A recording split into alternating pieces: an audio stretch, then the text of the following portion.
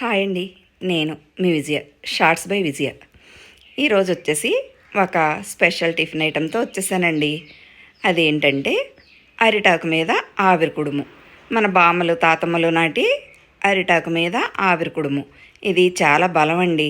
పిల్లలకి పెద్దలకి ఎవరికైనా సరే చాలా అంటే చాలా బలం. ఎముక పుష్టి, శరీరానికి దారుఢ్యం, శరీరం కూడా చాలా బలంగా తయారవుతుంది. ఇదివరకటి రోజుల్లో మన తాతలు బామ్మలు ఇలాంటి ఫుడ్ తిని చాలా గట్టిగా ఉండేవారు కదండి. ఈ ఆవిరి కుడుముని ఎలా తయారు చేసుకోవాలో ఈరోజు నేను చూపించబోతున్నాను. చూస్తున్నారుగా, ఈ ఆవిరి కుడుము ఇలా వేసుకుని దీని మీద సరిపడేంత నెయ్యి వేసుకుని, ఇది అప్పటికప్పుడు రుబ్బుకున్న పిండితో అయితేనే ఎక్కువ టేస్ట్గా ఉంటుందండి. అప్పటికప్పుడు రుబ్బుకున్న పిండితో వేసుకోవాలి. ఇలా ఫుల్గా నెయ్యి వేసుకుని పప్పుల పొడితో కానీ, పల్లి చట్నీతో కానీ, కొబ్బరి చట్నీతో కానీ తినేవారండి. ఎక్కువగా పప్పుల పొడి, పల్లి చట్నీతో ఈ ఆవిరి కుడుము చాలా బాగుంటుంది. ఇందులో ఆఖరికి మామిడికాయ పచ్చడి వేసుకు తిన్నా కూడా, ఆవకాయ కానీ మాగాయ కానీ ఏది వేసుకు తిన్నా టేస్ట్ అయితే సూపర్గా ఉంటుందండి. ఇది ఇంట్లో ఈజీగా ఎలా చేసుకోవాలో మన తాతలు బామ్మలు కాలం నాటి ఆవిరి కుడుము ఎలా చేసుకోవాలో ఈరోజు నేను చూపించబోతున్నాను.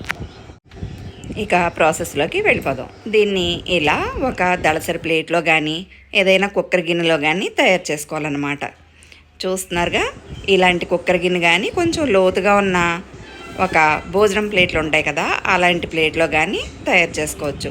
అదే పూర్వకాలంలో అయితే మట్టి కుండలో వాటర్ వేసి మట్టి మూత ఉంటుంది కదా, అందులో ఒక క్లాత్ పరిచి అందు మీద అరిటాకు వేసి ఈ ఆవిరి కుడుము వేసేవారండి. ఇప్పుడు మరి మనకి అవన్నీ అవైలబుల్ కాదు కదా, అందు గురించి ఇలా కుక్కర్లో వేసుకుందాం.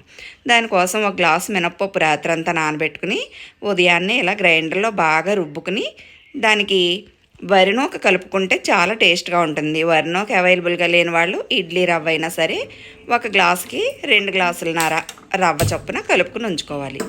ఇప్పుడు ఇలా స్టవ్ మీద కుక్కర్ పెట్టి కొద్దిగా వాటర్ వేసి మీడియం ఫ్లేమ్లో అది వేడవనివ్వాలి. అది వేడయ్యేలోపు మనం ఇక్కడ కుక్కర్ గిన్నెలో పిండిని రెడీ చేసుకుందామండి. ఈ కుక్కర్ గిన్నెలో ఇలా అరిటాకుని ఇలా అడుగును వేసుకుని మనం కలుపుకున్న ఈ పిండిలో సరిపడేంత ఉప్పు కలుపుకుని దాన్ని ఒక 8 నుంచి 10 గరిటెల వరకు పడుతుందండి. ఇలా ఈ కుక్కర్ గిన్నెలో ఈ అరిటాకు మీద వేసి దాన్ని హీట్ అయిన ఇలా కుక్కర్లో ఆవిరి మీద పెట్టి దానిపైన మళ్ళీ ఒక అరిటాకుని ఇలా మూత పెట్టి ఉడికించుకోవాలి. అరిటాకు మనకి చాలా ఆరోగ్యకరం కదండి. అరిటాకులో ఉండే ఔషధ గుణాలన్నీ ఇందులోకి వస్తాయన్నమాట. ఇదివరకు భోజనాలప్పుడు కూడా అరిటాకు పెట్టేవారు. ఏవైనా విషతుల్యమైన పదార్థాలు కొద్దిగా ఉంటే అరిటాకు వాటిని నివారించి మనకి హెల్త్ని ఇస్తుందండి. అందు గురించి ఇదివరకటి రోజుల్లో ఎక్కువ అరిటాకులో భోజనం చేసేవారు. ఇప్పుడు అసలు అరిటాకుల్లో భోజనాలు అన్నవే పోయాయి. బఫే డిన్నర్లు, ఈ విస్తరాకులు, ఏవేవో రకరకాలు. కానీ ఇలా అరిటాకులో చేసుకోవడం వల్ల మనకి ఆరోగ్యానికి చాలా మంచిదండి. మనకు దొరికినప్పుడు ఇలాంటి వాటిని యూజ్ చేసుకుంటూ ఉంటే మన ఆరోగ్యం మన చేతుల్లోనే ఉంటుంది. చూస్తున్నారుగా, ఇలా 10 నుంచి 20 నిమిషాల పాటు కుక్కర్లో స్టీమ్ మీద ఉడికించుకోవాలి.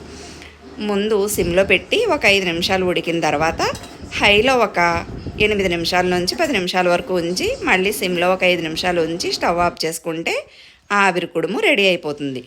చూస్తున్నారుగా ఎంత బాగా రెడీ అయిందో. దీన్ని ఇలా డీమోల్డ్ చేసుకుని పప్పుల పొడితో కానీ, పల్లి చట్నీ కానీ, కొబ్బరి చట్నీ కానీ, ఆఖరికి మామిడికాయ పచ్చడితో అయినా సూపర్గా ఉంటుంది. నా వీడియో మొత్తం చూసి నచ్చితే లైక్ చేసి, షేర్ చేసి, సబ్స్క్రైబ్ చేసుకోండి.